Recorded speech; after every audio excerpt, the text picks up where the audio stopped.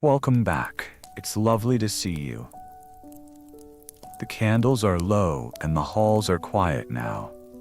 The nobles have gone to sleep, the banquet tables have been cleared, and the music has faded into memory. So come closer. Pull the covers up. Let the noise of today dim like a distant echo, and let this story gather softly in its place. Tonight, we're not stepping into a castle to meet a king. We're slipping in through the back door, quiet as a mouse, quick as a trick. Because tonight, you're not the ruler. You're not the knight. You're the one who entertains them. You're a jester, and not the cartoon kind. No bells on your shoes, not yet. No floppy hat, not unless it's been earned. You live in the margins of power, never quite noble, never quite peasant. You wear the motley, you speak in rhyme, you dance, you juggle, you provoke laughter. And sometimes you say the only truth a king will hear. It's a strange place to be, both protected and ridiculed, both cherished and disposable. You have a bed near the kitchens, a sharp tongue, and a sharper mind. You must, because one wrong joke could mean exile or worse. So tonight, come walk the stone halls in slippered feet. Taste the scraps from the feast. Learn the rules of survival when your job is to make powerful people laugh and sometimes cry. We'll begin in the hour before sunrise, before the castle wakes, when the jester slips out into the courtyard alone and stretches sore limbs under the pale stars. Because in this world you are not the fool, you are the mirror. Chapter 1. You wake before laughter. The castle is still. The kind of stillness that feels carved into stone. Thick, absolute. You wake not to a bell or voice, but to the quietest shiver of dawn trying to slip through the cracks in the shutters. The wind taps faintly at the old wood above your head, but no one else stirs. The halls are dark, the torches cold, the fire's long gone out. Your body knows this moment well. It's the hour before the hour. When nothing is required of you, yet. When the laughter hasn't started. When you are still allowed to be a person, not a mask. Your blanket, scratchy wool, thin and half-mended, is pulled. It smells like smoke, like sweat, and faintly like onions from last night's stew. It's not much, but it's yours.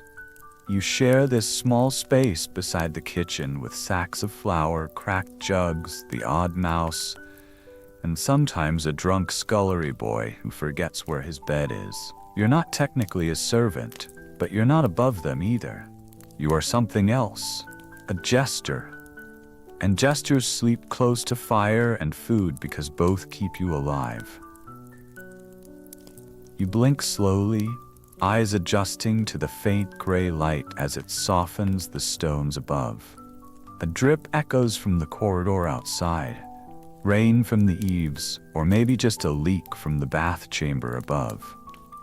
You swing your legs over the edge of your cot and sit for a moment, letting your spine uncoil, your breath deepen. Your knees crack, your ankle twinges. That old bruise on your rib? Still tender. You fell hard yesterday, on purpose. They laughed. You wonder if it's still worth it. Then you smile, soft, crooked, half-sincere. Of course it is. That's the trick. It always has to be worth it. You move through the kitchen like a shadow, quiet on the cold flagstones. No one sees you yet. That's good. Your bare feet slap softly with each step. You should have boots, but your last pair fell apart after a muddy festival in August. A noble promised you new ones in exchange for a private song, then forgot. That happens a lot. Promises are part of the game, like claps and crumbs. The kitchen is a low room, warm from the memory of fire. Pots hang from blackened hooks. Bread dough rests in cloth-covered bowls. A dog snuffles in its sleep near the hearth. The cook, Mistress Ingress, snores lightly behind a partitioned curtain. She'll be cross if you wake her before the bell, so you tiptoe past and lift a crust of last night's trencher bread from a wooden plate. You don't ask. You've learned not to. You chew slowly as you make your way out into the small inner courtyard. The sky above is still dark blue, the stars pale, but there's movement on the horizon, a faint stripe of gold. Cold air wraps around your arms like a cloak, but you don't mind. You stretch, arms high, fingers spread. One leg, then the other. Your back bends with a soft grunt. You practice 3 quick spins on the cobbles, wobbles slightly, not bad for before sunrise. You whisper lines to yourself under your breath. Half a rhyme here, a joke about the steward's double chin, a song you've been rewriting about the bishop's new mistress. Dangerous but funny if timed just right. This is where the real work happens. In the quiet, before the audience, before the court, before the costume. Because being a jester isn't about being funny. It's about being safe in the danger of truth. It's about knowing where the line is and how to dance on it blindfolded. You glance toward the stables. One torch burns there, a sleepy stable hand grooming a horse. The sounds of the castle waking are beginning now. Buckets sloshing, boots stomping above, shutters unlatching. You hear coughing. Always coughing. The cold settles into the bones here, especially in winter. There's never enough wood, never enough soup, and never enough blankets for those who clean the chamber pots and sweep the ash. You return to the hall as the sun finally peaks above the eastern wall. The dining tables are long, empty, still sticky with wine and gravy. Bits of crust, stray feathers, orange peels, and broken nuts litter the benches. Someone has left a half-eaten fig. You pocket it for later. You pause at the dais. This is where the nobles will sit, once they wake and wash and don their silk robes and powdered scents. They'll laugh today if you do your job. Or they'll frown. Or they'll pretend not to notice. You've learned how to read every face in this hall. Every twitch of the lip, every sideways glance. You've had to. Survival depends on it. Your costume hangs by the hearth, the motley stitched from red and gold patches, faded from years of performance. The bells on the cap don't ring like they used to. One is missing. You think it fell off during a jest about the queen's wine habit. You weren't punished for that one. In fact, she smiled. But it was close. Everything here is always close. The line between laughter and offense, between performance and punishment, is hair-thin and shifting. You've seen jesters dismissed in silence. You've seen one whipped. You've heard of others who disappeared, sent to the country, they said. But you heard otherwise. So you stretch again. Breathe deep. Center yourself. You are a fool, but you are not foolish. You are low-born, but sometimes you are the only voice that matters. And in a few hours, when the nobles assemble and the morning meal is served, when the harpist plays and the steward makes announcements, you'll bow low, grin wide, and deliver the line you've rehearsed since dawn. Does the king's chamber echo this loudly, or is it just empty again this morning? Soft laughter, a sigh, a look of warning from the steward. But the king will laugh, and you'll be safe. For now. Chapter 2. Jokes are shields. The court has gathered. You can hear it before you see it. The rustle of velvet sleeves, the creak of benches under weighty nobility, the clink of goblets being filled and refilled with spiced wine. You smell rose water and roast fowl, candle wax and old perfume. Somewhere a lute is being tuned. Somewhere else a dog yaps, ignored by all but the servants. You pause just outside the great hall. One final breath. Your motley feels heavier today. The fabric clings under the arms. The faded reds and golds have lost their gleam, but the pattern, The cut, the color, still marks you as something distinct, something strange. You are neither guest nor servant. You are the fool. You are allowed in every room, yet truly belong in none. You smile, not because you feel like it, but because the door is opening, and they're watching now. You enter with a lopsided bow and a practiced stumble.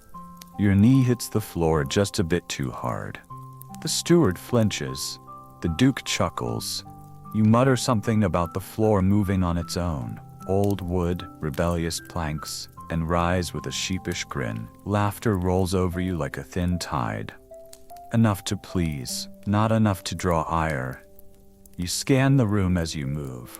Table after table of powdered faces, rouged cheeks, ringed fingers, and guarded smiles. You know every one of them. You know who's nursing a grudge, who had too much wine last night, who was scolded by the queen this morning. You file it all away.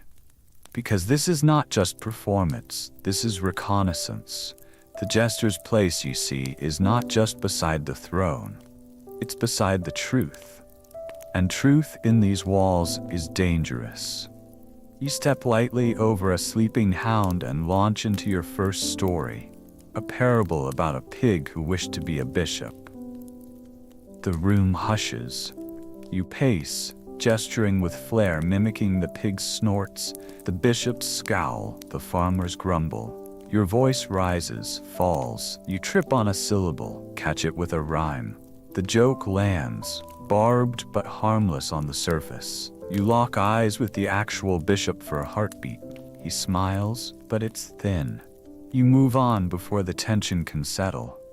A song next. Something bawdy, but not vulgar. A chorus the ladies can laugh at without offense. You pull a lute from the wall, not yours, borrowed, and pluck the strings like old threads. You sing about a goose that wore a bonnet and tricked 3 lords into a dance. The rhythm is lively. You exaggerate your strumming. One foot kicks upward. Your eyes roll comically toward the vaulted ceiling. They laugh. A real one this time. A ripple of delight. You take a bow, but inside your heart is beating fast. Because behind every smile here is a sword. And your jokes, each one, are shields. You recall the story of Emmerich, a jester who once made a pun about the king's baldness. Just a jest. A whisper of rhyme. Emmerich was gone by morning. Sent away, they said. But you saw the way the guards wouldn't meet your eyes for days. You saw the cook crying into her soup. You learned then, the closer your joke gets to the truth, the sharper its edge becomes. And still, the jokes must be told. Because the fool has power others don't. You can speak the unspeakable if you say it with rhythm. You can name the elephant in the hall if you dress it in rhyme. You can whisper rebellion into a verse and call it jest. You remember the queen's face yesterday when you spoke of a bird that stole jewels from a peacock's nest? A smile, but her eyes were elsewhere, watching her ladies in waiting, watching you. There is always someone listening. You drift now toward the king. He sits in a high-backed chair, robes cascading down like poured wine. His crown is tilted slightly, carelessly, or perhaps deliberately. You never know with him. Sometimes he laughs too loudly, sometimes not at all. You kneel beside him, whisper a quick verse. Your Majesty, your halls are bright, your enemies lie sleepless night, but mind your friends, for friendly words can sometimes come with hidden swords. He raises an eyebrow. Then he chuckles. A single low note. You bow again and step back. You feel the whole hall relax. No one was executed today. Not yet. By the end of the morning, your voice is hoarse. Your arms ache from tumbles. Your smile feels plastered on. But you've made it. You delivered laughter. You danced between offense and adoration. You planted seeds of truth beneath cloaks of absurdity. And most importantly, You were not boring, because in a court like this, the fool who bores is the fool who falls. You return to the kitchen slowly. The motley comes off. You hang it carefully, smoothing the torn sleeve. You sit near the hearth and rub your feet, bruised from the flagstone floor. Someone hands you a cup of broth, thin but warm. You drink it like wine. And as you lean back, eyelids heavy, someone from the shadows murmurs, "Good jest about the bishop." You look up. A servant girl. She doesn't smile, but she nods once. That, more than anything, makes your chest ache in the softest way. Because maybe, just maybe, the jester is the only one here who sees what everyone else is pretending not to. Chapter 3. The Masks of Court. The great hall is quieter now. The first meal has passed. The nobles have drifted into their mid-morning rituals. Some to chapel, some to chess, some to stretch stiff limbs beside tall windows and speak in half-whispers about trade, lands, rumors, and sins. You remain, as always, between them. Among, but never of them. A shadow and motley. You slip behind a column and sit for a moment on the edge of a stone bench. The space is warm with the breath of fire, still fragrant from spilled wine and roasted boar. And yet, even here, behind the laughter and beneath the color, there is something colder at play. Something everyone knows and no one says. Everyone is wearing a mask. You've come to see them all. There's the Lady Adeline, who flutters her fan like a butterfly and giggles too easily. She smells of rosewater and orange peel, always. But you've seen the purple bruises on her wrist. She wears them as carefully as she wears her pearls, high on the neck behind layers of lace. She smiles when the Duke enters the room. Always. And the bishop, that rotund man with fingers heavy with rings and a voice like honey on stone. His laugh comes too quickly when others are near, but in quiet corners, you've seen his eyes, calculating. Cold. You once told a rhyme about sheep being led astray. He smiled for the crowd, but his gaze found yours across the table and lingered just a heartbeat too long. You know what that look meant. You also know to never repeat the rhyme. Even the children wear them. The young page boys who run through the halls, cheeks flushed, sleeves too long.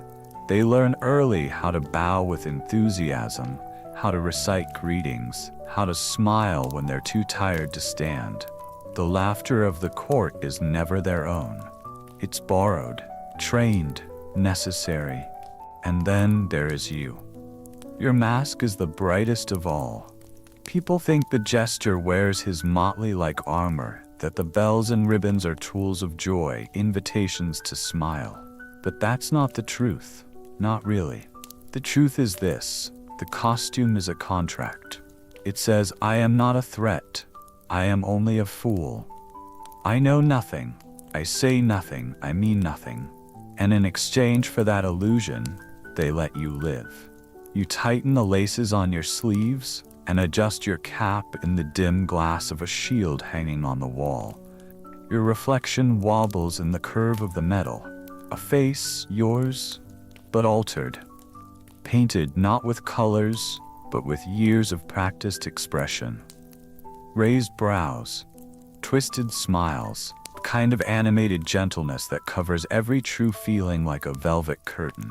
The court is full of performance, but no one performs more than you. You walk the corridor now, past tapestries that hang heavy with scenes of war and triumph. You know the stories. You've parodied them dozens of times, turning kings into chickens and dragons into lords with indigestion. The nobles loved those bits, especially when the dragon wore the colors of a rival house. Everything in this place is layered, even the laughter. You stop by the scriptorium, a small chamber just beyond the chapel, where scribes copy texts and keep records. Parchment rustles as monks bend over pages lit by narrow slits of daylight. You nod to one, Brother Harlan, who once smuggled you a book of riddles from the city. He doesn't look up, but his lips twitch. A secret smile, one of the only honest ones you've seen today. You keep moving. The queen is in her solar. You can hear her voice through the door, smooth, deliberate, trimmed with amusement but lacking warmth. You know that tone. It's the one she uses when she's circling a subject, when she's testing someone, when she's deciding whether to raise or ruin a person's reputation with a single phrase. You've made her laugh before, but never twice in a row. That would be risky. Predictability is as dangerous as silence. So you tread carefully when she's near. Her mind is sharp and her patience is thin. And if your jokes ever reflect something too close to her reality, well, the last Jester before you tried that. He sang about a dove trapped in a tower. He sang it too well, too earnestly. He's not here anymore. You retreat before she notices you, slipping down the narrow servant's stair into the cellar corridor. It's cooler here. Damp. The air smells of root vegetables and chalk, and the stone walls are etched with marks, old childish carvings from long-gone scullions and bored stewards. You find a stool in the shadows and sit. For just a moment, you allow yourself a breath, a real one, not a laugh. Not a wheeze disguised as a chuckle, just a breath. In and out, because wearing a mask day after day is not just exhausting, it's erasing. You think sometimes about who you were before this, before the bells, before the court, before you learned to rhyme your pain and joke through fear. You try to remember your mother's voice, the way your father hummed when he thought no one was listening. You try to remember your name before they started calling you fool. But memory is slippery. And this place doesn't reward remembering. It rewards forgetting. Forgetting pain. Forgetting offense. Forgetting yourself. You return to the hall before midday. A noble has arrived from the north. A baron with a beard like a broom and a voice like thunder. The others are gathered to greet him. You're summoned to warm the mood. That's how they say it. Warm the mood. As if it's a hearth you control. You oblige, of course you do. You sing a ballad about a knight who courted a baker's daughter but mistook her pies for helmets. The rhyme is clever. The gestures are big. The crowd is charmed. The baron chuckles so deeply it shakes his belt. No one notices your hands shaking slightly as you bow. No one sees you press your thumb against your palm, grounding yourself. They only see the grin. They only hear the laughter. They only know the mask. And that's how it must be. Because in this world, the court is a game board. And while others play as kings, queens, knights, and bishops, you're the jester. The wild card. The one piece that moves unpredictably and is never truly safe. But sometimes, if you're clever, if you're careful, if your timing is flawless, you become the only one who can move between them all. The only one who sees the truth beneath the velvet. The only one who is, in the end, more free than any of them. You return to the kitchen once more as the sun begins to descend, light slanting gold through the narrow windows. You loosen the motley's cuffs, unlace the shoes. Settle your body beside the warm stones of the hearth. The fire crackles, your breath slows, and for a few precious minutes the mask falls away. You are not laughing now. You are not bowed. You are not being watched. You are simply you. Whoever that is, beneath all the color. And as your eyes drift shut and the court above prepares for its next round of masks and games, you sleep with one thought pressed quietly in the back of your mind. Tomorrow, they will laugh again. And so, You will rise. Chapter 4. A Feast of Scraps. By the time the second feast of the day begins, the great hall has been transformed again.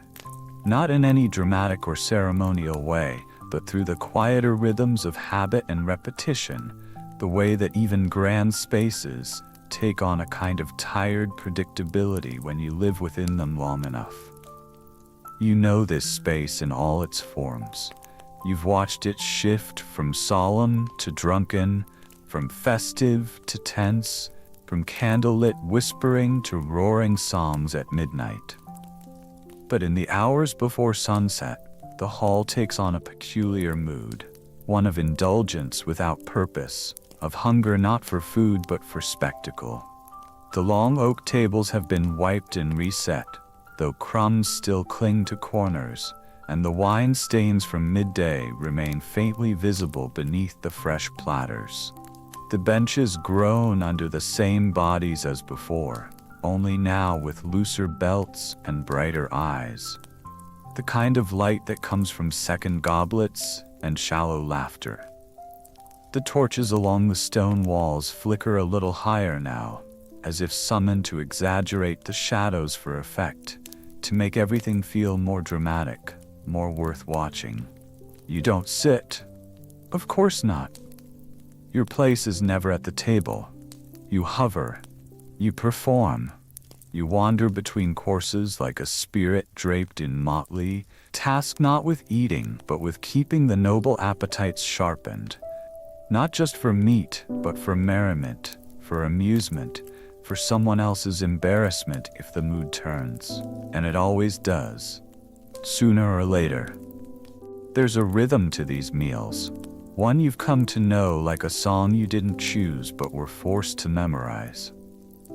It begins with the procession of dishes. Roasted birds with brown skin still glistening from fat, wheels of cheese softened by heat, delicate pastries stuffed with almond and pear, glazed with honey until they shimmer in the torchlight. Servants carry them in with heads bowed low, moving in lines like monks in a strange culinary ritual, placing dish after dish on the table like offerings before deities. The nobles eat, they talk, they comment, sometimes on the food, more often on one another.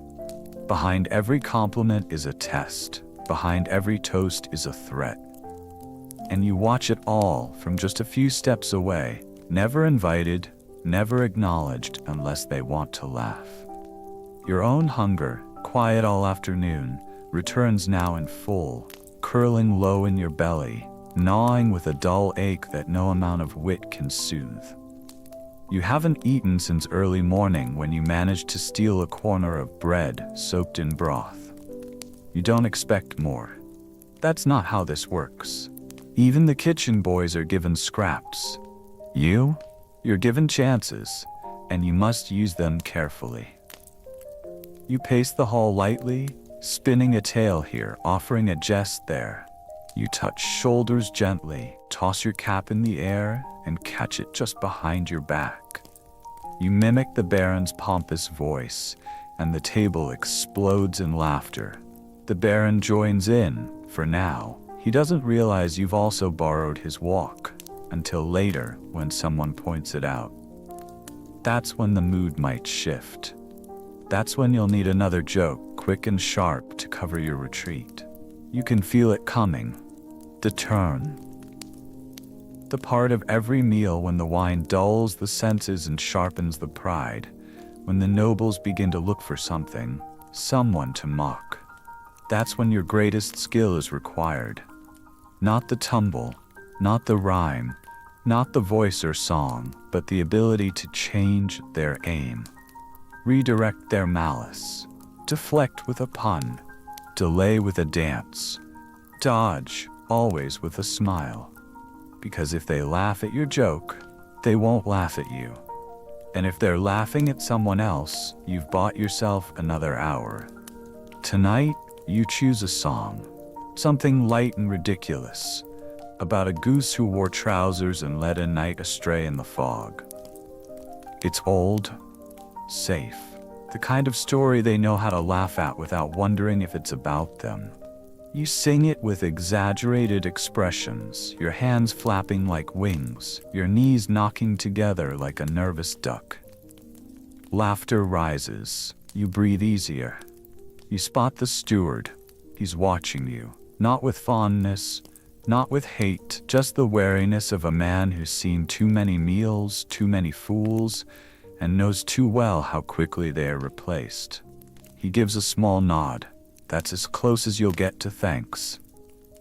And then just as you're preparing to bow, a young noble, barely a man, red-cheeked and bold with too much wine, calls out, "Tell us, fool, what do you feast on when we eat like kings?"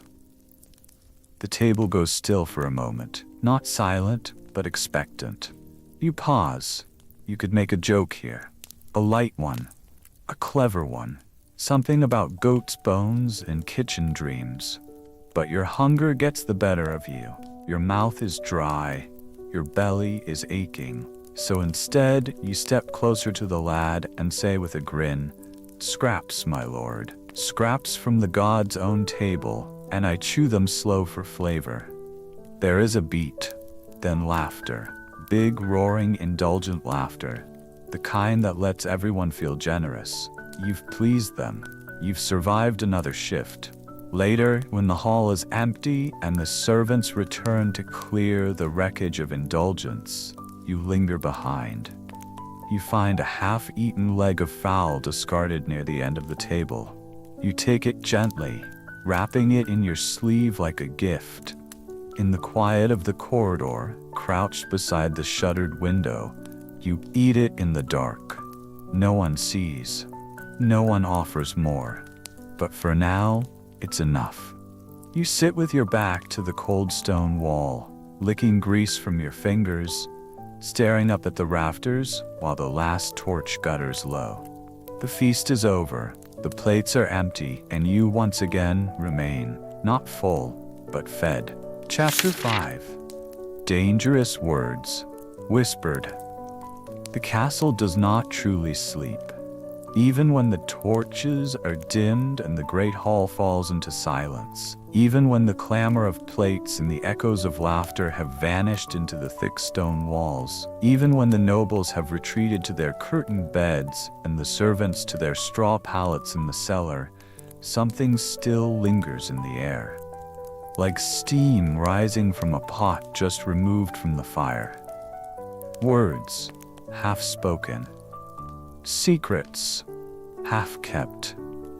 There's always something murmuring beneath the stillness of noble life, and you, perhaps more than anyone else, have learned how to hear it. This is the hour you like best. The quiet after the court. The hush after the performance. The moment when you are no longer required to smile. When the bells on your cap have been hung beside the hearth. When the motley lies folded on the stool, and you become not invisible, but translucent, something between a shadow and a memory. You walk the halls without sound, your bare feet padding over worn stones smoothed by centuries of footsteps.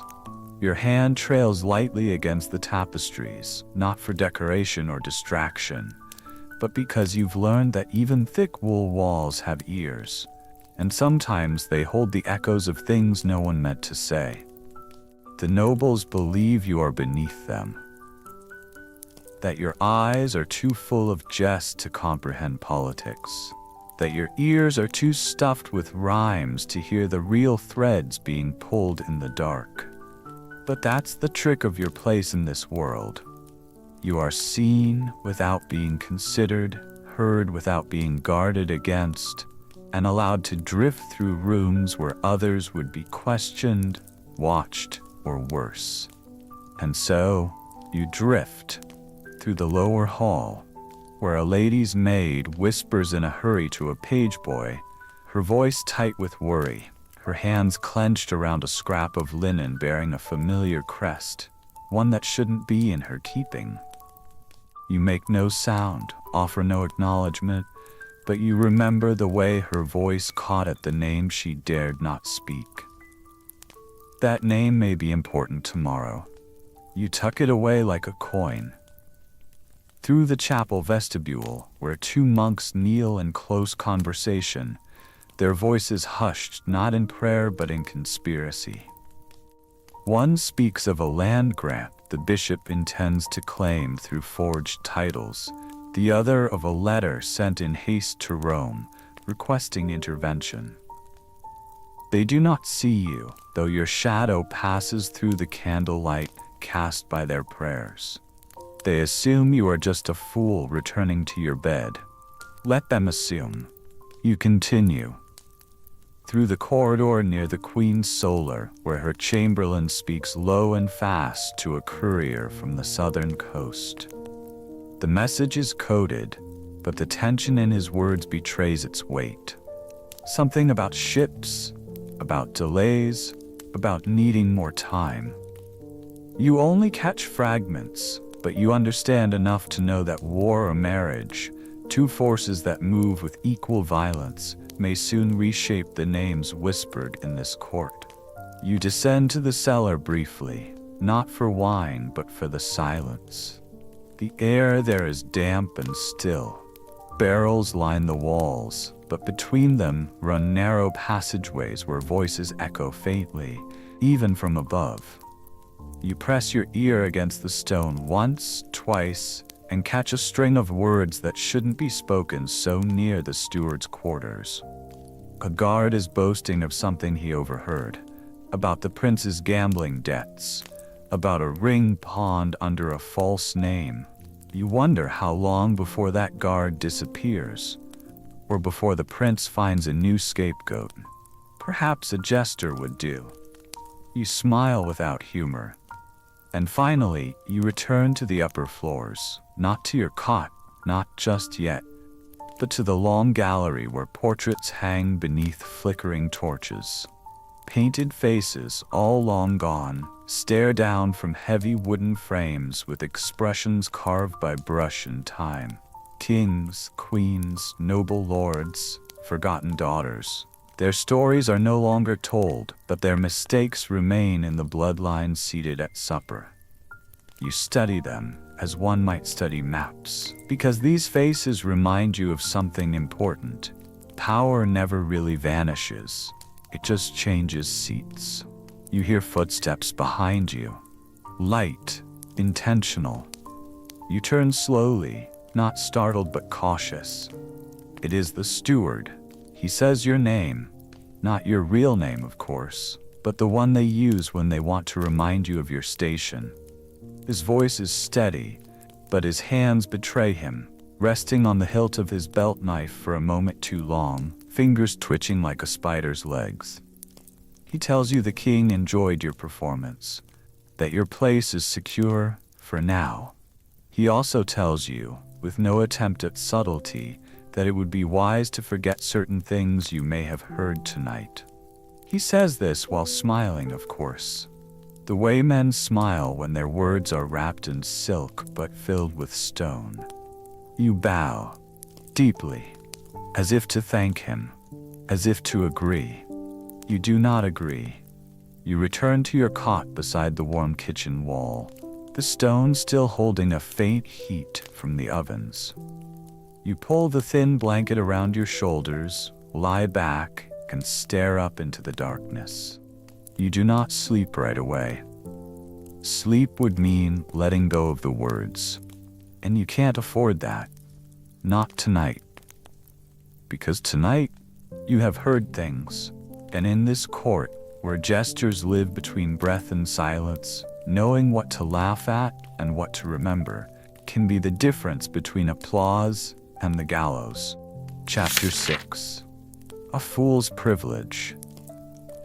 In the stratified world of a medieval court, where bloodlines determine your value before you ever speak your name, where each person must bow to someone and every glance is measured, counted, and catalogued, there is only one figure who moves freely among them all without explanation.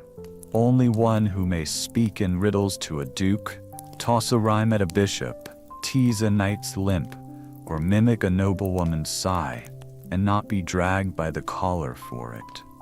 Only one who may wander the rooms unbidden, who may listen without apology, who may laugh in the face of power and call it art. That person is you.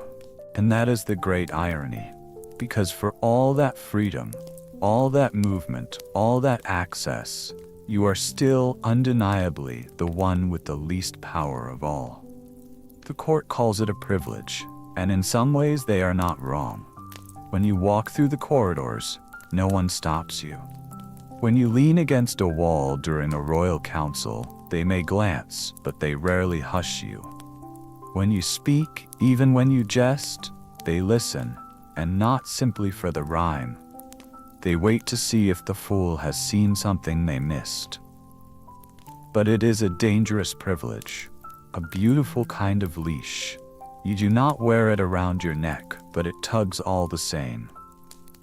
You learned early that your freedom only exists because it is seen as harmless.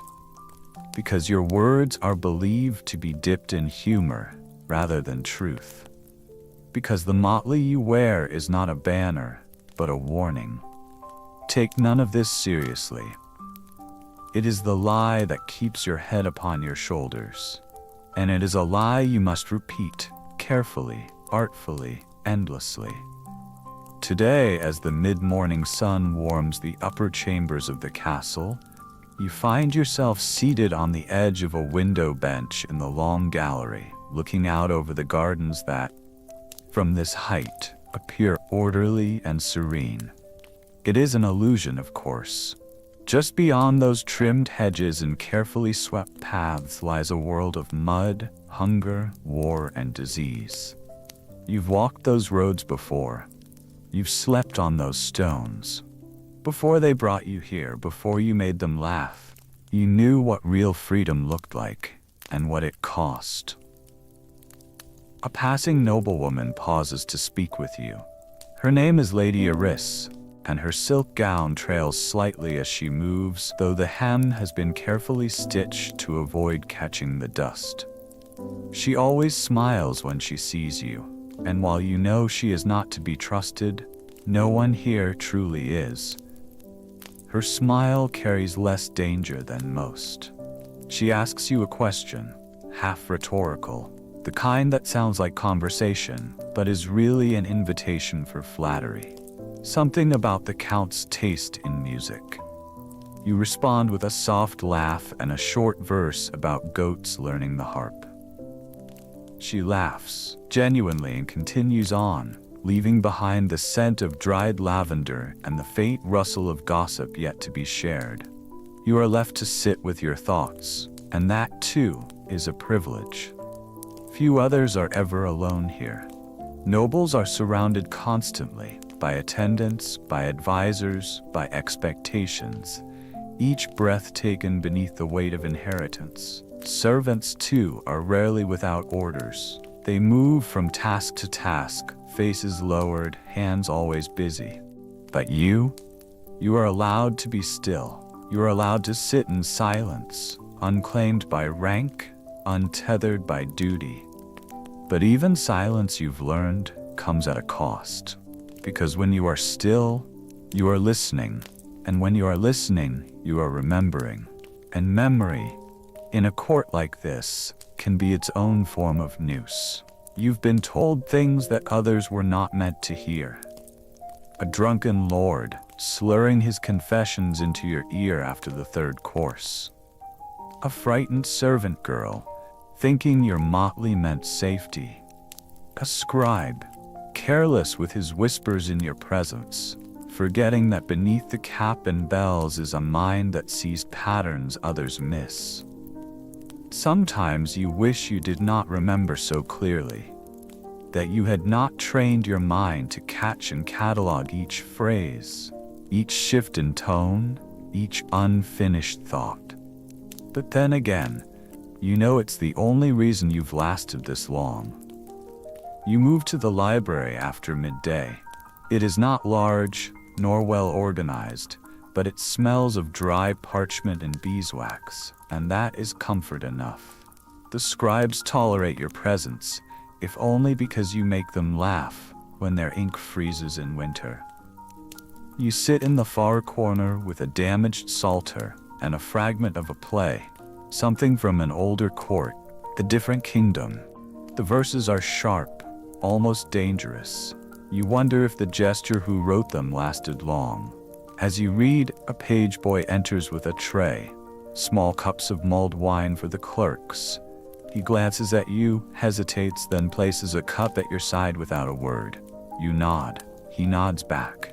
That is all. No joke. No rhyme. Just recognition. You've watched him grow in this court. He is old enough now to understand how tightly the walls here press in. You sip the wine slowly. It warms your chest, spreads through your limbs. You close the book and lean back, eyes half closed. This, perhaps, is what they mean by freedom. The ability to sit in quiet, to think your own thoughts, to feel the fire's heat and not be summoned at its spark. You are not being watched at this moment. You are not being tested. You are not being measured. You are simply a man in a room with ink and warmth and memory. But you know it won't last. The sun will set soon. The nobles will dress again. The tables will be reset. A new feast, a new guest, a new opportunity for error. And you will be summoned, not by name, never by name, but by need.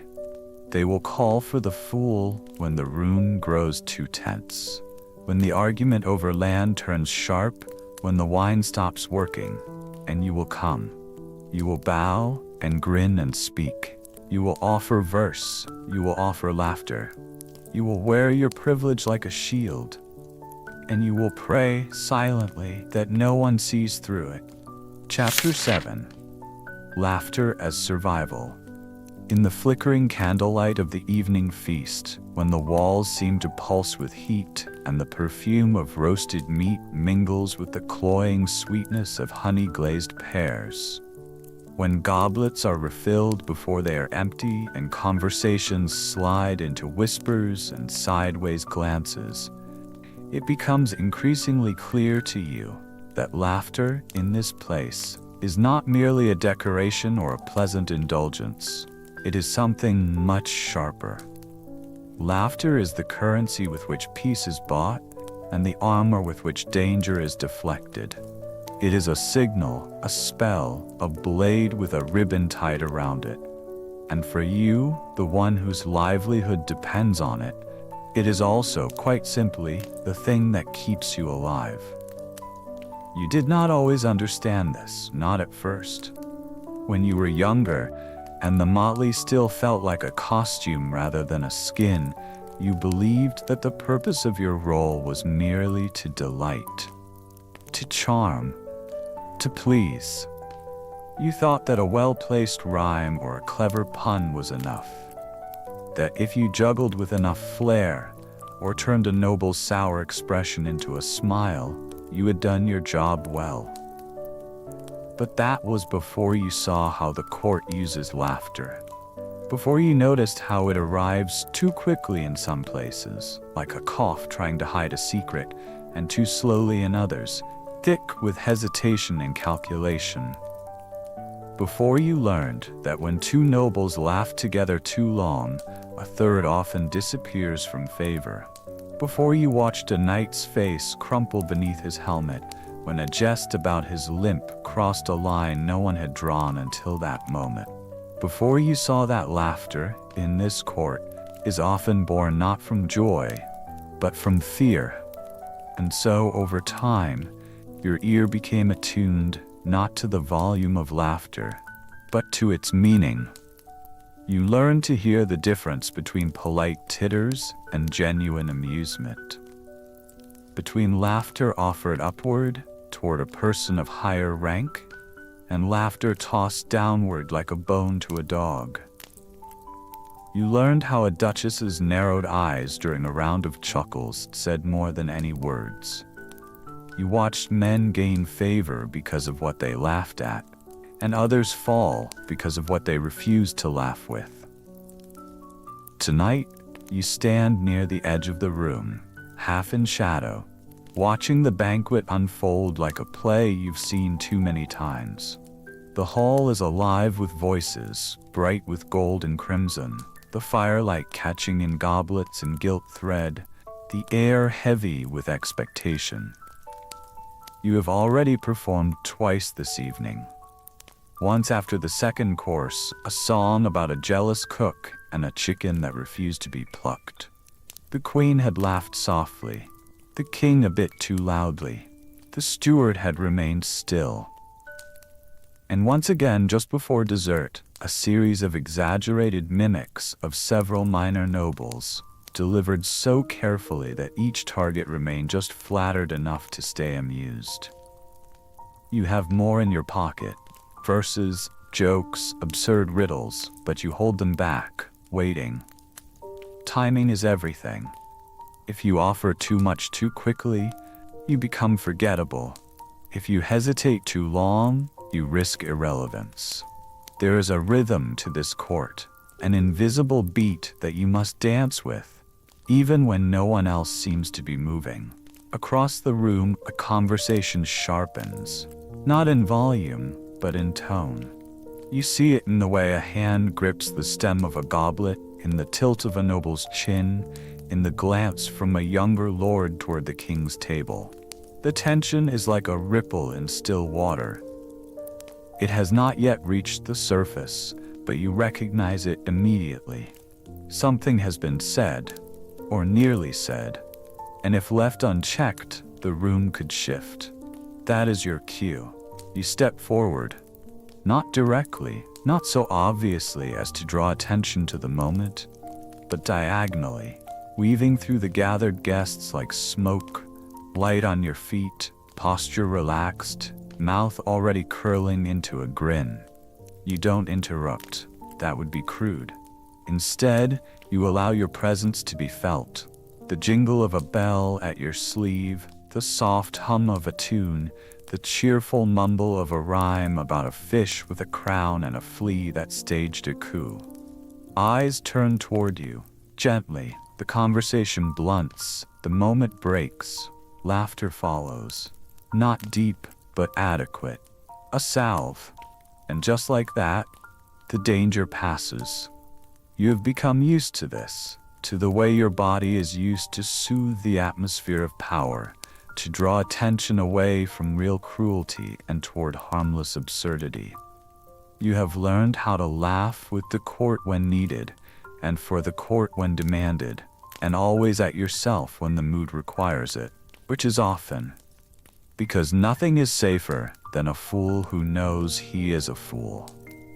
You retreat again to the edge of the room, collecting stray comments like fallen apples. You do not laugh freely anymore. You measure each chuckle, calibrate every smile. Even the way you hold your body, loose, familiar, approachable, is intentional. You have been shaped by this court as much as any knight by his sword. And yet, there is something in you that still remembers laughter for its own sake. You recall, faintly, your mother's laugh, brittle and sudden and bright, when your father sang a song about a pig in a bonnet. You remember your younger sister snorting as you tripped over your own foot during a market day. How your cousin wheezed with delight when you mimicked the town priest's pompous accent behind his back. That kind of laughter, the kind that erupts uninvited and asks for nothing in return, is rare now. But it is not gone. Sometimes in the kitchens, when the cook is feeling generous and the apprentices are too tired to be cruel, you can coax a laugh from them that has no malice in it. Sometimes in the stables, the stable master's daughter will smirk at your songs for the horses, and for just a moment, it feels real. Sometimes, late at night, when your breath fogs the air beside the hearth, and you think of nothing at all, a memory will make you laugh into the dark, soft and private and unclaimed. That laughter does not save you, but it reminds you why you are worth saving. As the banquet ends and the nobles disperse, their laughter fading into the echo of the night, you gather your things slowly. You do not rush. You fold your motley with care. You bow one last time to the empty room, not because anyone is watching, but because the performance is never truly over. You return to your cot beneath the sleeping warmth of the kitchens. Your hands smell of wax and smoke and old velvet. You lie on your side, blanket up to your chin, eyes closed, but your mind still hearing the laughter, the polite, the bitter, the bought, still sorting each note like coins in a purse. And you think quietly that in this life, laughter is not the reward, it is the toll. And tonight, like every night, you have paid it. Chapter 8. The Queen's Eyes. It begins, as most things do in this court, not with an announcement, but with a glance.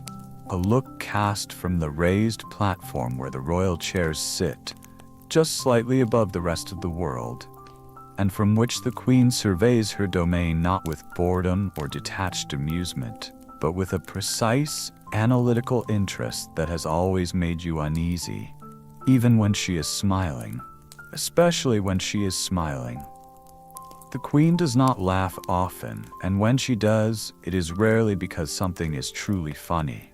Her laughter, soft, musical, so carefully measured that it feels as though it was trained into her, is not a release but a tool, one she wields with the same precision that the steward uses with ink and ledgers, or the king with a sword in his younger, hungrier days.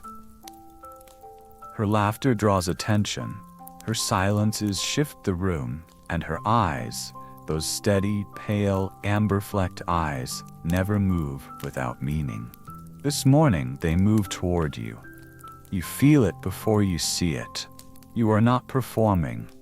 Not now.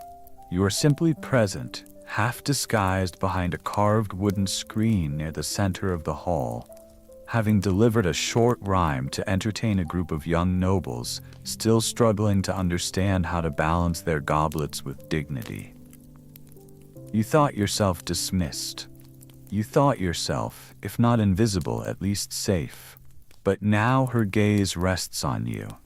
Not harsh, not even particularly intent, but heavy in its calm precision, as though you are not a person, but a detail to be examined and filed away for later use. She says nothing at first. She turns her head slightly and murmurs something to the lady beside her.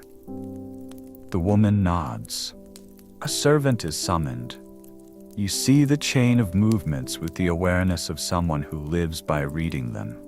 The servant crosses the room, kneels beside you, and whispers, in a voice dry as parchment, that the Queen would like a private word.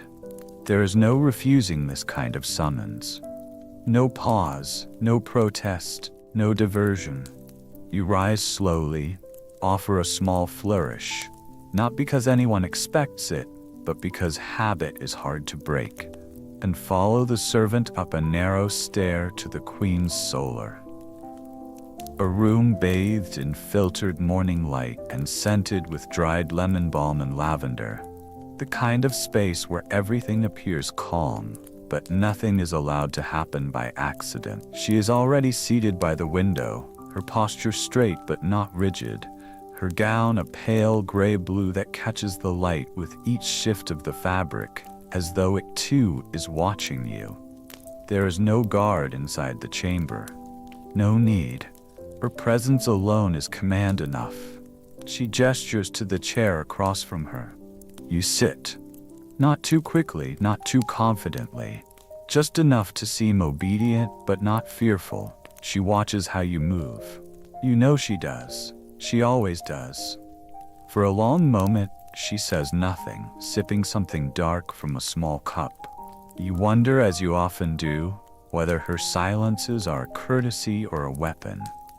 And then, finally, she speaks. She asks you about a song you sang 3 nights ago. A seemingly harmless verse about a crow that stole a ring and traded it for cheese. You remember it clearly. It had drawn laughter. The king himself had smiled. But now in this quiet room, beneath her eyes, it feels different. She asks why you chose that story. She asks if the crow was meant to represent anyone in particular. You answer carefully. A shrug, a smile, a gentle reminder that not all jests have meaning, that sometimes a story is just a story. She listens, nods once, and then says something you do not expect. She tells you that the court has become restless, that the king is aging, and the nobles are growing hungrier, that alliances are shifting like river ice in spring, slow but with deep cracks beneath the surface. She tells you that you, of all people, are uniquely positioned to notice these changes. You do not know what to say. This is not a threat, not directly, nor is it praise. It is something else entirely. It is an invitation, or perhaps a warning disguised as trust. She sets her cup down and fixes her gaze upon you once more. And in that moment, you feel more exposed than you have in months. As though every jest you've told, every comment you've whispered, every silence you've held in place of a lie is suddenly laid bare beneath her cool, intelligent stare. She tells you that your role is important, that your tongue is sharp, but your discretion has been noted, that she hopes it remains so. Then, as abruptly as the conversation began, it ends. She stands. The servant reappears. You are dismissed. You leave the solar with the same casual gait you always use, your bells soft, your head bowed just enough to imply humility. But inside, your thoughts are racing. Not with fear exactly, but with the complex calculations required to understand what has just passed between you and the most powerful woman in the castle. A message spoken not in threats or flattery, but in implication. She has seen you. She has chosen to acknowledge you. And now you are visible in a way that is neither safe nor entirely survivable. You return to your place in the hall. No one remarks on your absence. The conversation flows around you like water around a stone. The nobles drink and boast. The guards laugh too loudly at nothing. The steward signs a parchment with a sigh. Life continues, but you feel the weight of those eyes, even now. And you know, as surely as you know the cadence of a good rhyme or the sting of a jest gone too far, that whatever freedom you once had in this court has just changed shape. You have been noticed. And in this world, that is both a blessing and a burden you must now carry in silence. Chapter 9. Night Beneath the Tapestries. There is a particular stillness that descends upon a castle after midnight. Not the peaceful kind found in quiet cottages or sleeping villages, where the darkness soothes and the silence wraps softly around the weary, but a heavier, more vigilant stillness. One that breathes from the very walls and watches you with the patience of old stone. In this place, even the shadows feel trained to listen. Even the silence has ears. You feel it most on nights like this, when the revelry has burned itself out and the corridors lie bare of servants, when the torches have been reduced to smoldering stubs, and the only sound is the faint hiss of dying coals in a dozen different hearths, each one slowly relinquishing its claim to warmth. You should be sleeping. You know this, and yet you walk, not for purpose, and certainly not for peace, but because sleep rarely comes easily anymore. It hasn't for years, not truly. Not since you learned that the things said in jest by daylight echo louder in the silence of the dark, and that laughter, once it fades, leaves behind a kind of ache that fills the chest and settles behind the eyes. You pace because you must. Because stillness, while rare and coveted, is also where the memories creep in. You move through the gallery first, the long stretch of portraits now barely visible except for the glint of gold leaf frames and the pale gleam of painted eyes that seem to follow your steps. These ancestors, stern, powdered, immortalized, do not laugh. Their faces are fixed in the rigid confidence of noble lineage, untouched by time, untouched by you. They do not belong to your world, and yet you've memorized them. You know which ones tilt slightly, whose brushstrokes are beginning to fade. You have your favorites, though you'd never say so aloud. From there, you turn down a side corridor, narrower, older, where the tapestries hang thicker and lower, swaying slightly even without breeze, as if exhaling secrets into the dim corridor. This passage, rarely used, connects the Queen's old receiving rooms to a side chapel, but few travel it now except messengers avoiding detection, lovers looking for shadowed walls, and you, the jester who sees everything but is never seen. You slide behind one of the largest tapestries, the one depicting Saint Hubert in a stylized forest with hounds and antlers, all woven in soft shades of emerald and rust. Behind it, the stone wall is cold, but the space is narrow enough that your body blocks the draft. You crouch low, knees folded against your chest, and let your head rest against the wall's worn surface. Here, in this cloth-shadowed niche, you've passed more nights than anyone knows. It is not comfort you find here, not safety. But there is solitude, there is silence, and there is, at the very least, the illusion that you are hidden. Not from danger, exactly, but from being seen too clearly. Because if they see you clearly, they begin to expect things from you. Truth, alliance, loyalty, things you cannot afford to offer. The castle's stone exhales cold beneath your fingertips, and your mind begins to drift, not to sleep, but to memory. That cruel mimic of rest that masquerades as relief, only to twist itself into ache. You remember your first weeks here, the way the cooks eyed you like something half wild, the way the steward warned you not to joke about the bishop's gout again, the way the Queen's eyes narrowed when your song about the blackbird and the candied fruit made her ladies laugh harder than expected. You remember the night you tried to run, only once. Only a few steps past the outer gate before the guards stopped you, gently, firmly, with a reminder that no one leaves without leave. Not jesters, not even fools. And you remember your mother's hands, though the rest of her face is blurred now, worn down by time and repetition. Her hands as she pulled a blanket tighter around your shoulders one winter night long before this life, before motley and rhyme and the echo of laughter shaped like knives. You remember the way her fingers smelled faintly of rosemary and wood ash. You do not remember her voice. That you lost years ago. You shift slightly beneath the tapestry, pulling your knees in tighter. Somewhere in the distance, you hear the faint clatter of a bucket dropped by a sleepy servant. A muffled laugh follows. Two voices, boys perhaps, risking mischief near the stables. You don't envy them their place in the hierarchy of this house, but you do envy the weightlessness of their youth.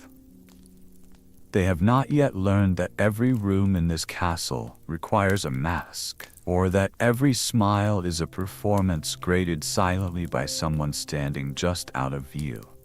You think sometimes about how long you can continue this role. Not physically, though your knees protest more often than they used to, and the bruises take longer to fade, but mentally, emotionally. The delicate balance of being necessary but invisible, tolerated but never fully trusted, celebrated but only in fragments. You wonder if they would miss you, if you were gone. And if they did, would it be because they lost the man? or because they lost the relief his laughter provided. The hours pass in silence, broken only by the occasional creak of timber, the distant shift of iron hinges, or the breath of wind pressing against shuttered windows. You do not sleep, but you do rest, in the way one rests before rising again, not because they are ready, but because they have no other choice. Eventually, the castle begins to stir, not with noise, but with tension. The particular kind of heaviness that heralds dawn. The air grows colder, heavier with anticipation. Fires are stoked again. Water is carried. Doors are opened with soft groans. The day is beginning. You stand slowly, your joints stiff, the woven deer of the tapestry brushing against your shoulder as you slip back into the corridor. You move with practiced quiet, emerging into a hallway still bathed in blue-gray morning haze, the first rays of light not yet strong enough to chase away the secrets of the night. You return to your place beside the kitchen, to your cot near the hearth. You fold the blanket once, twice, then sit down, not to sleep, but to prepare. The motley waits beside you. Your cap, the bells dulled with time, lies where you left it. And as the fire begins to crackle back to life and the first voices of the day rise above the embers, you press your palms together and bow your head. Not in prayer, not exactly, but in the silent recognition that to survive this court day after day, night after night, is itself a kind of devotion. And you, the fool, have never missed a service. Chapter 10. A Joke Too Far. There is a moment, barely perceptible but profoundly felt, when a joke becomes something else entirely. It begins the way all good performances do, with rhythm, charm, timing, and it travels, as your words always do, through the gilded chamber with ease, drawing smiles first, then laughter, and finally that rare shimmer of release that only humor can provide. But then, somewhere between the punchline and the pause that follows, you see it. A narrowing of the eyes, a stiffening of posture, a smile that freezes, almost imperceptibly. And you know, though no one will say it and no voice will call it out, that something has just shifted beneath the surface of the court, and that shift has your name written on it. You do not flinch. You cannot afford to. Earlier in the day, you had been summoned to the great hall, not for a feast, but for a formal assembly of the court. One of those long, somber gatherings where petitions are heard, disputes settled, punishments declared, and everyone in attendance must remember their roles more carefully than usual. The king sits higher than usual on his chair. The queen is present too, her fingers gloved in soft suede, a calculated stillness in her jaw. The steward stands at his post with a scroll in hand, unread but visibly heavy with consequence. And you, though not summoned directly, were expected. Always expected. There had been murmurs all week, soft, half-formed rumors that fluttered like moths through the halls and kitchens. A noble family had fallen out of favor. Land disputes had grown ugly. An envoy from a rival realm had arrived and left again with eyes downcast. You felt the tension in the walls. You always do. It collects like condensation in the corners of the court's laughter, in the strained voices of overworked pages, in the long silences that follow badly timed compliments. Still, you'd thought yourself safe, or safe enough. You'd stayed neutral. You'd chosen your rhymes carefully. But today the room asked for more. You had been called upon after the fourth petition, when a dull silence had settled over the hall and no one dared speak above a murmur. The steward, glancing at the king's tightened brow, had gestured vaguely in your direction, and that was all it took. You stood. You bowed. You prepared, as you always do. The story you chose was clever, you thought. Not new, but reshaped. A tale of a merchant who sold shadows, claiming they protected the buyer from being seen. A satire, of course. A harmless jest on vanity, on false power, on the strange things men will pay for when they believe others are watching. You had even adjusted the rhyme scheme to match a style favored by the Queen's poet. A subtle nod, one meant to flatter. It was well received, at first. Laughter rose in waves, polite but genuine. A few courtiers clapped softly. The bishop smiled, albeit too thinly. The king himself chuckled, one hand draped loosely over the armrest of his carved throne, his other resting on the hilt of a ceremonial sword that he rarely touched but always kept near. But then you glanced, as you always do, toward the queen, and you saw it. Not a frown, not anger. Worse, nothing. A stillness so absolute it read as intentional. Her eyes, so often coolly amused or icily engaged, were unreadable. She was not looking at you, but past you, or through you, or perhaps not at you at all. It was a silence more dangerous than any cry of outrage. You had landed on something without knowing it, and now it was too late to walk back.